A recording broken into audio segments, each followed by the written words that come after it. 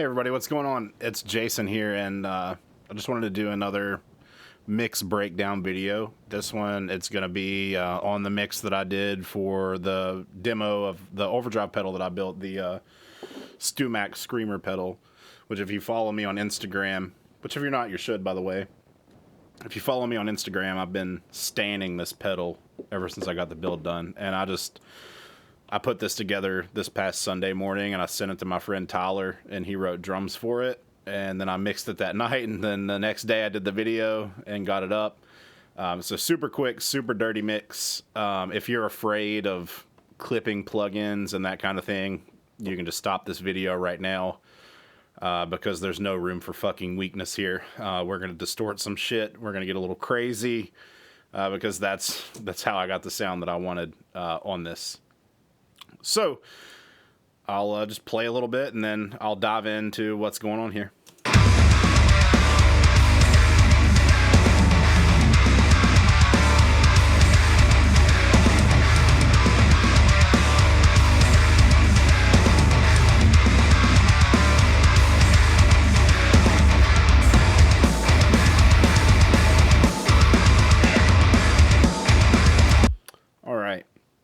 That's a little, you get the idea what's going on. This is pissed. This is low tuned. This is chonky and angry.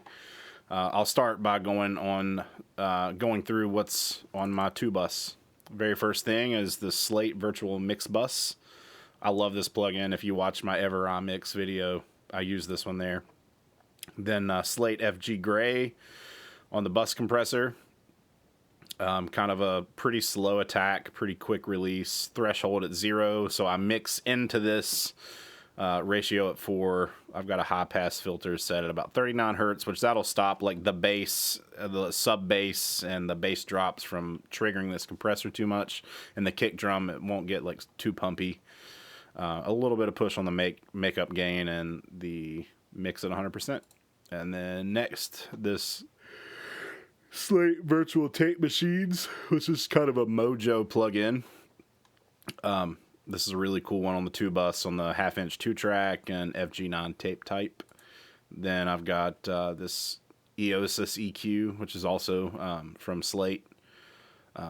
Nice big low boost, bit of a top boost for some presence, and a couple dips here to deal with some ugly resonant frequencies. And then lastly, Slate Digital FGX. This is just a limiter. Like, I'm not using the compressor. I mean, I could turn this off and it would be doing the same thing. Like, this compressor is not doing shit. It's just there, and I mix into this limiter just because it keeps shit from clipping.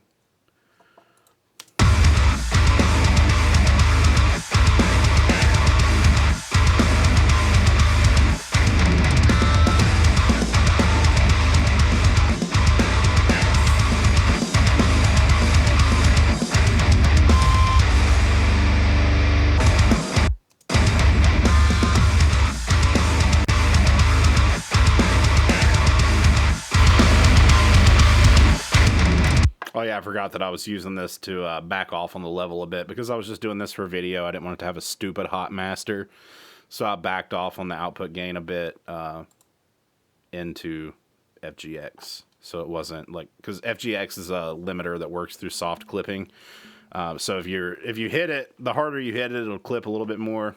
So I didn't want to go into it too crazy hot like I would if I were doing like a mix for like a digital release.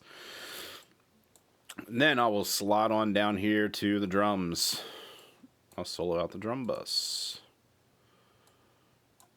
All right, on the kick. All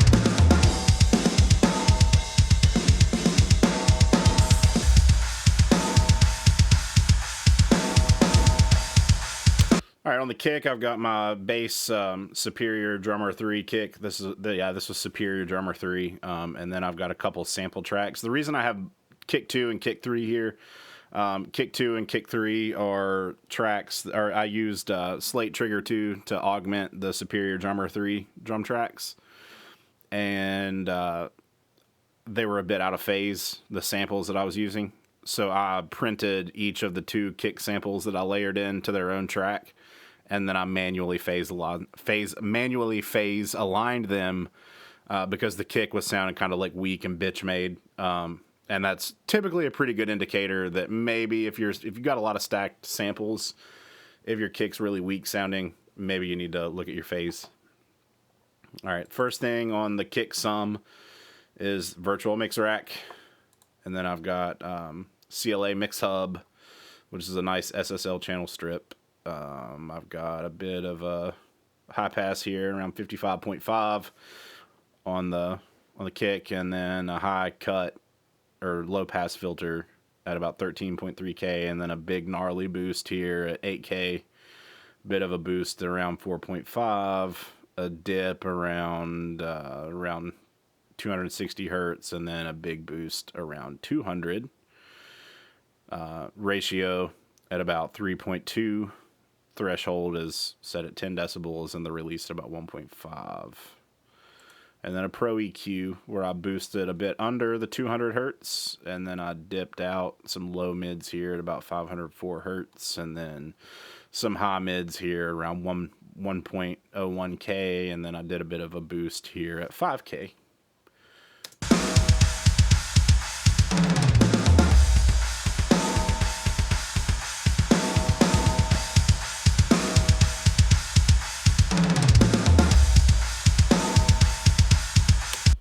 Nice, gnarly, modern metal kick sound.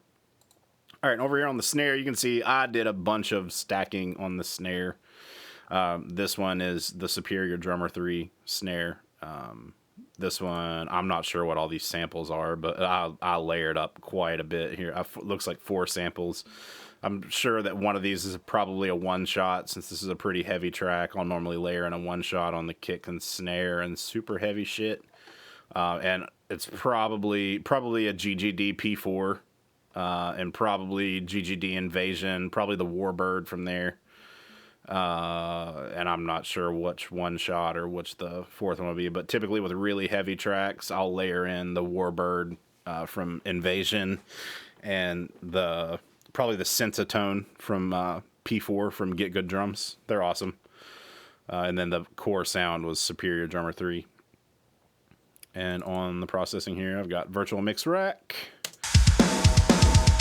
which I'm actually clipping this London shit here pretty hard.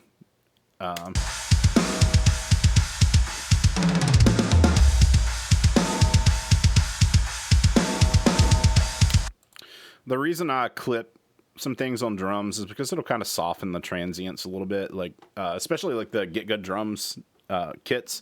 They have really hard, really aggressive transients, which I like, but sometimes you got to dial that back a little bit, and a good way to do that is by clipping them shits. And then here on to the mix hub on the snare, pretty similar to the kick. I've got a big boost here at 8K, boost here around 5.8K, a dip around 300 hertz, and then a big boost here at 200 hertz, and then I've got a high pass filter at 47. And it looks like I didn't. Oh yeah, 21 hertz here for that.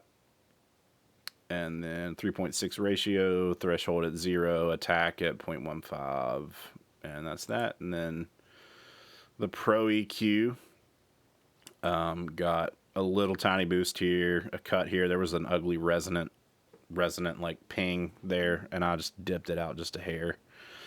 And that's about it. Oh, I think I forgot to show you. On the kick drum, I know I should do this shit. I'm tired. I worked 10.5 hours today. I'm sleepy. All right, so there's the snare.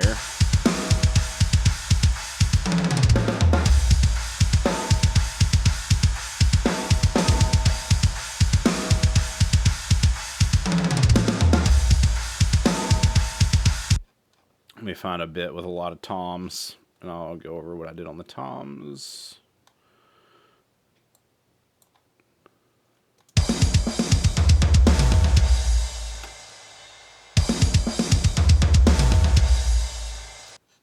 And here's a nice tom roll. There we go.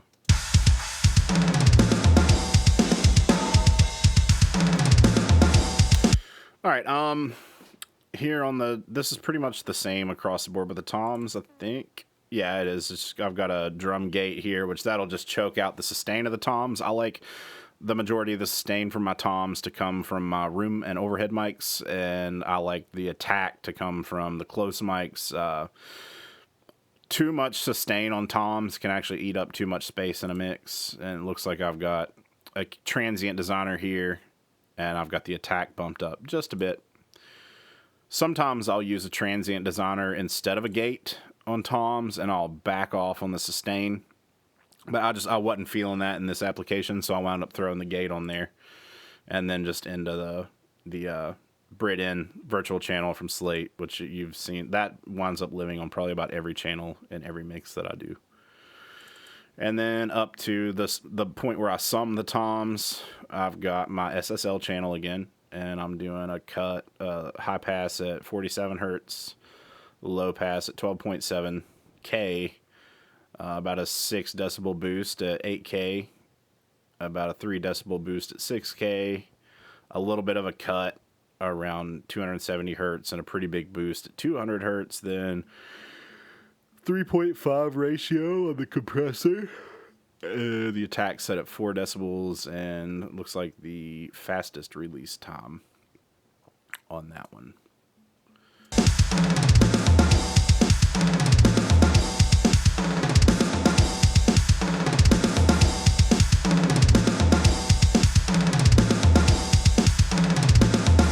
And here's what I've got going on the Pro EQ on the tom sum.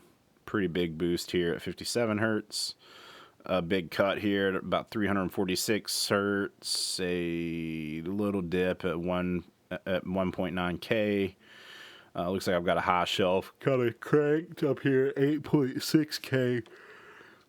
And a high cut at 13.21K. And then it looks like I'm just going into a limiter here at the end of my tom sum.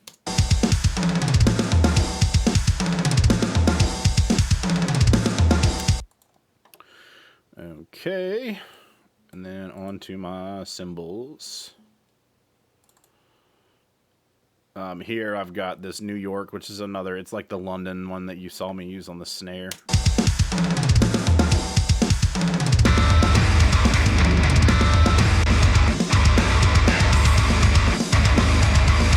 You can see I'm hitting the virtual channel really hard. I've got the input gain cranked on that. It's distorting a bit, and I've got the saturation kind of pushed on here as well. And then I go into mix hub, a high pass filter at 176 hertz. Looks like I didn't even touch this one at all, which I bet that because I didn't touch this, I wound up more aggressively low passing these at this point, at this Pro EQ here. So I've got a pretty big bump here at around 8.8K. A little bit of a bump here at 1.5K. Pretty significant dip around 300 hertz, and then I didn't do anything on the low end because all that shit's cut out anyway. I switched the compressor over to Bluey, and it looks like I've got the threshold set at negative 1.4, about a 3.5 to 1 ratio fastest release.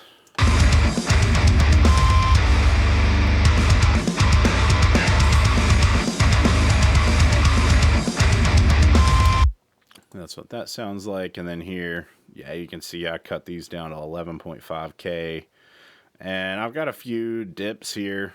These are just dealing with harsh resonant frequencies.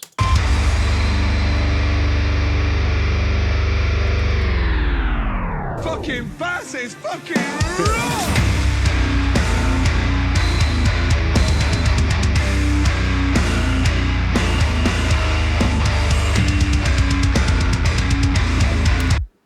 Yeah, so there you can kind of hear what those dips are doing. It's dealing with resonances.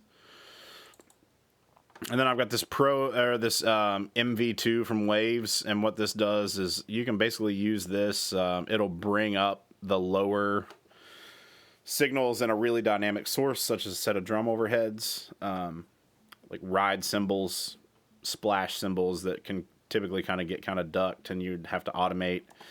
You can just be a lazy sack of shit and just raise it up here, and that will bring out like the ride cymbals and the splash hits and hi-hats and those kind of things that tend to get lost in really dense mixes. All right, on the room close, looks like I've got this Stereo Tool V3, and the reason that I did that is because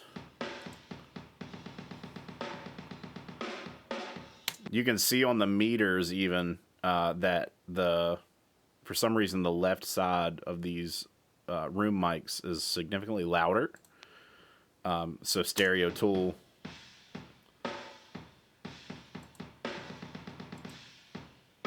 you can kind of manage that a little bit. Then I go into Virtual Mix Rack, which looks, holy shit, this is domed out. So adding quite a bit of saturation.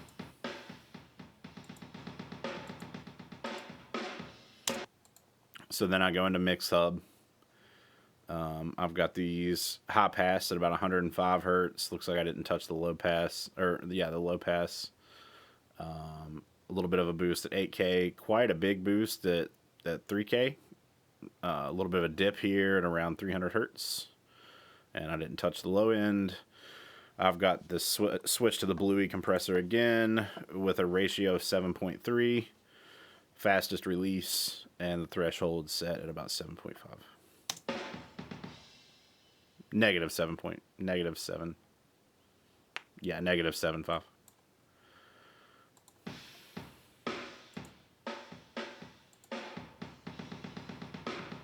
The reason I kind of smack that Bluey with the fast release is because it'll give the drums a really explosive character, which I like a lot.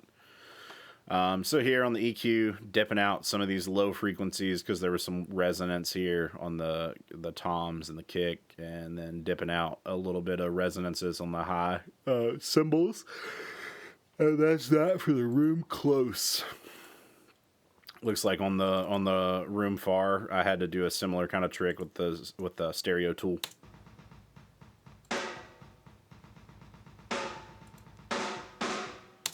I know on in Superior Drummer, like I think this one might be pretty much like all snare and toms. I know the kick's in there a little bit, but I turned it way down. So then mix rack again, pushing this again, distorting it.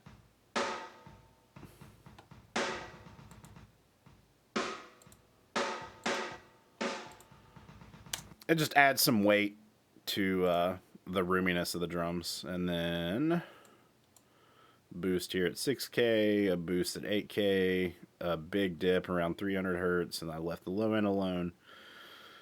5.4 ratio on the Bluey compressor. Threshold here. Quickest release. And then it looks like I took out some sizzly stuff up here and got rid of an ugly resonant frequency here. And then this last, yeah, this one didn't get used, so I'm going to skip over that. I'm going to move over here to the parallel drum compression. I'm going to solo this track out.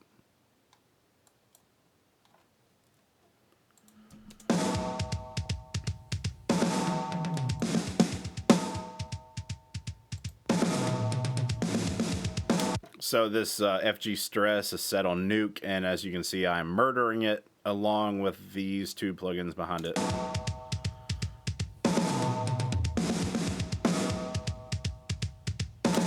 Yeah, so lots of compression and distortion there. And then dumped some sizzlies up here and got rid of some resonant lows. Just kind of left the rest of it alone, it looks like.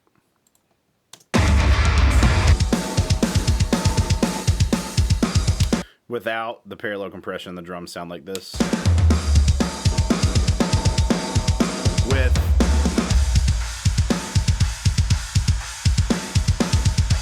hear how weak that shit sounds without that parallel compression.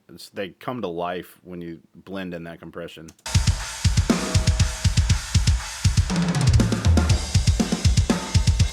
Shit sounds like boomer metal or something. Then nice and grouchy with the compression cranked. All right, on to bass. Oh, actually, onto the drum bus. Virtual mix rack or virtual tape machines on the 2-inch 16-track machine, an FG456 tape material.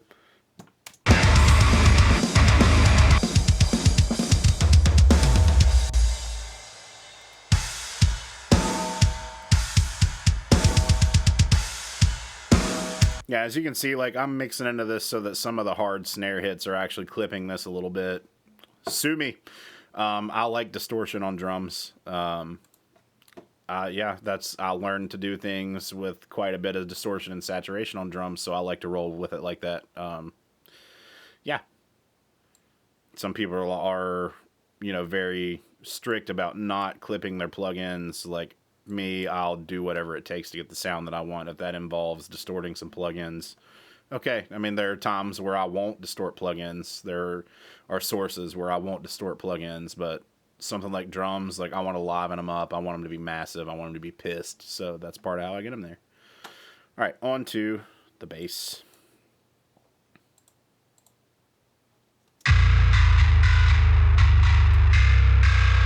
All right, I've got the bass split into 2 tracks. I used Loki from Solemn Tones in this. So I've got, these are both just prints of the DI track from Loki. It's all MIDI, of course. I'll start with the low track because on that I used this Ampeg SVT VR from Plugin Alliance.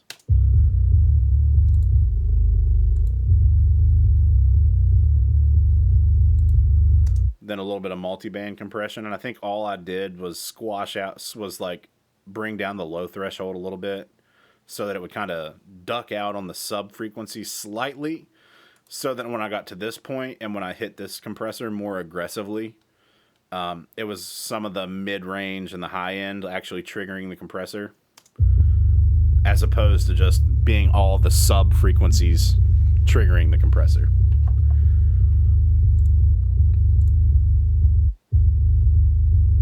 The subs you'll hear this in the subs, so this is only really going to be relevant to you if you've got on some headphones or you're listening on some reference monitors. If you're just listening to this on your phone, you're probably not going to be able to tell a big difference here.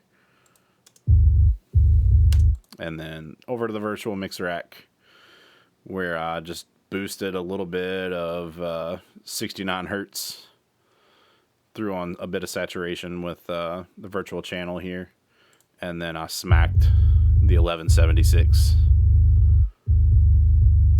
and then I hit Pro EQ where I gave them a sub boost, like you saw, like here on the multi-band compression. I took away a little bit of sub.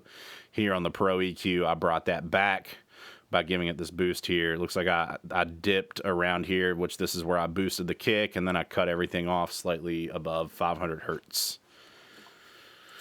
And now move over to the bass dirt track, which this is pretty straightforward. This is just Emissary Ignite, which you can see the EQ has been left pretty much neutral. No cab sim. And then I'll just go with this Pro EQ here and take out everything slightly below 500 hertz. And then everything above about 7.6K. And then I've got a few notches here for some ugly resonances. And then together you get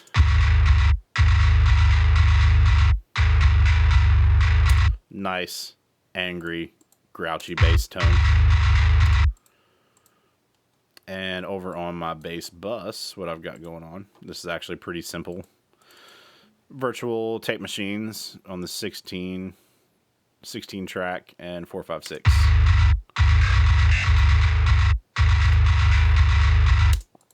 Then an FG Red running pretty aggressively. I've also got the drive on this one cranked.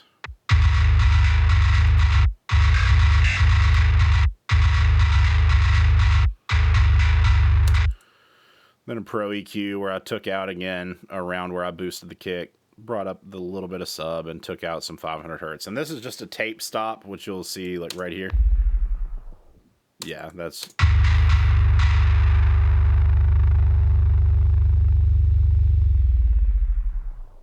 which that's also on the guitar bus because I had a little tape stop here and I just did it on the guitar and bass buses.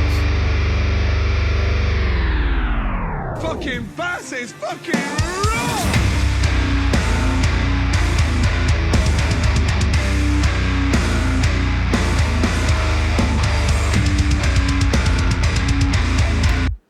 All right, and now I'll move on to what I did to the guitars. This plugin, I almost like hate to even show you guys this because it's so fucking awesome and so easy. And my friend Marcus showed it to me forever ago, and it's been kind of my secret sauce on guitars ever since. Yeah, it's amazing. It's got a high pass and a low pass, and then this tone knob, which it pretty much is like a poor man's tilt, if you will. If you're familiar with the plug-in tilt, it'll just overall make your sound brighter or darker. If you take it up, it'll get brighter. If you take it down, it'll get darker. And I just use this on my guitar tracks to knock out lows, knock out highs, and overall brighten or darken. It depends on the mix, depends on the tone, like which way it goes. But this is kind of my secret sauce on heavy metal rhythm guitars. And then over here on Pro EQ, boost around 1K, and then some notches, knocking out some lows, knocking out some highs, and that's the guitar tone. I am going to show you all the difference with and without sweet tone, or sweet one, whatever I've always called it sweet tone, so I'm just going to roll with that.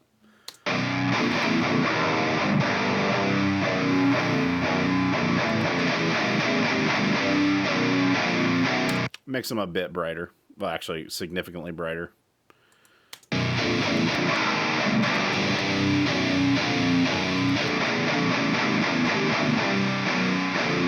And then on the guitar bus, I've got virtual tape machine again.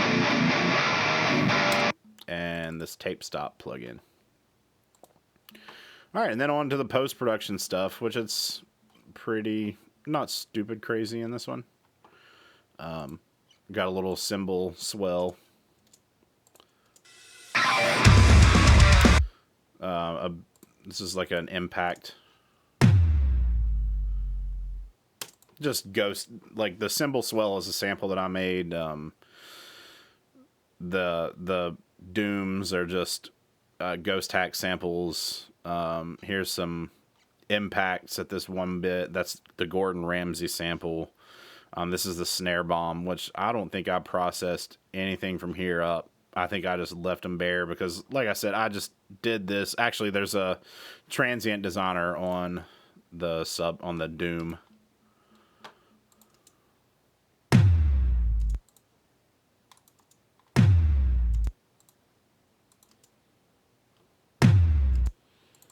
All I've done is just boost that a bit and looks like give it slightly more sustain. Yeah. And then I did process the snare bomb track, which I've got these just layered out like sporadically through it at points where I thought the snare could use some extra juice. Which all that is a room sample with a reverb and an EQ. So here's what the drum room sample sounds like. Yeah, just a normal drum room sample. And then I throw on this reverb. This is Verb Suite Classic from Slate. This is a really awesome one. And I'm using the Dodge Cathedral preset.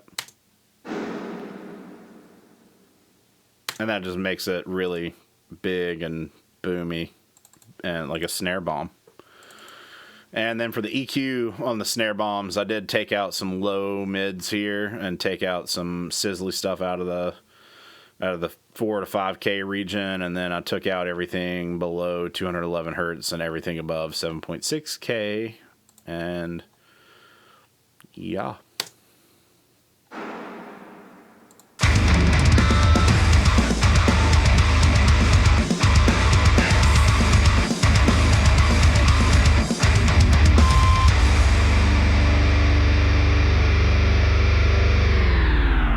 Fucking bass is fucking raw!